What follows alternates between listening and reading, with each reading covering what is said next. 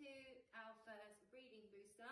You're probably wondering why we're not doing grammar, and I'm not sure if you've heard the announcement that was made, but they have now decided that for this year's SATs, the children are only going to be sitting the maths and the reading paper and not the grammar. We will still be teaching the children grammar during our writing sessions. However, we feel that the children would benefit better from the boosters if we focus on maths and reading, so we can help them as much with these areas as possible.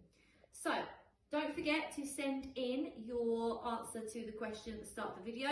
Can you name the song? Let us know and you will get your extra points for that.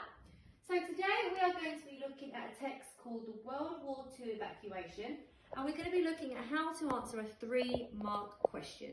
Because this is what the children do struggle with, and there is a way of doing these questions, and we feel that this video might help with that. So first of all, I'm going to read the extract to you. I have also attached the extract with the video, so if you want to read along at home or read it by yourself, you can.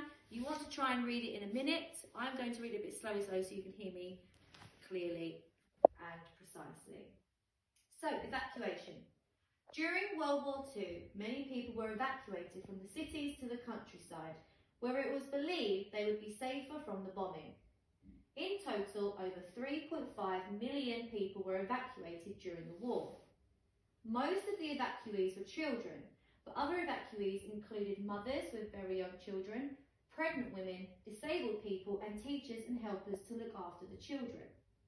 Evacuation happened in distinct waves, with the first wave of evacuations beginning on the 1st of September 1939, 2 days before Britain officially declared war on Germany. Other waves were at the start of the Battle of Britain in June 1940 and at the start of the Blitz in September 1940.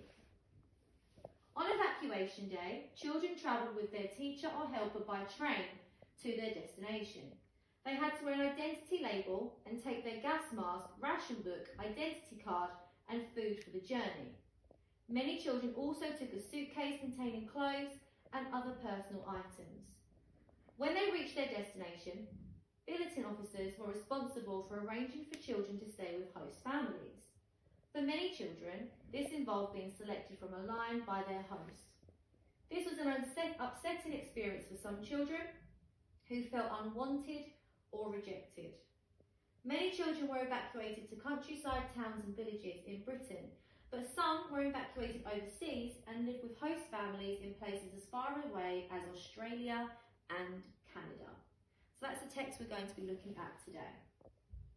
So the question that we want to look at first is describe 2 ways that the text gives the impression that the evacuation was a large-scale operation. Use the evidence from the text to support your answer, and this type of question would be given 3 marks in their mock SATs and their actual SATs as well. So to earn all 3 marks, you need to explain 2 ways that the text shows that the evacuation was a big thing which affected a lot of people, and give evidence or at least one of those points from the text. Remember, this question is about retrieving information and inferring about the size or length of the evacuation given. So pause the video, have a look at the text, go through it and underline anything that you think you can infer from that text that tells you that it was a large-scale operation, meaning that it was a big deal, it was a big event that happened, and see if you get the same as what we have got on here. So the acceptable points that you could have given were, so AP means acceptable points.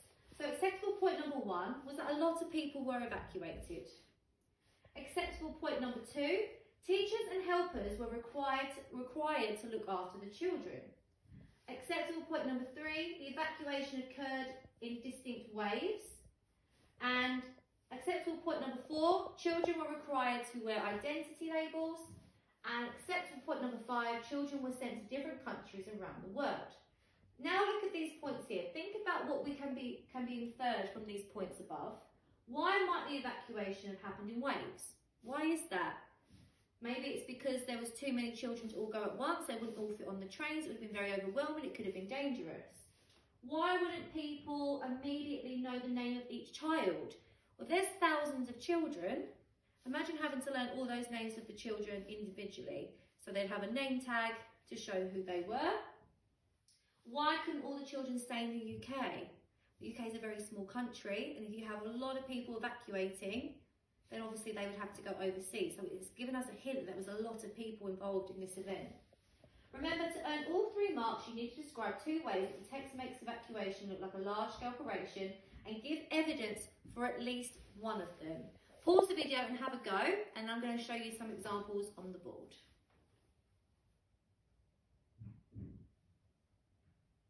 So, here's an example question here. It says evacuation is made to sound large scale because a lot of people were involved. The text says that over 3.5 million people were evacuated.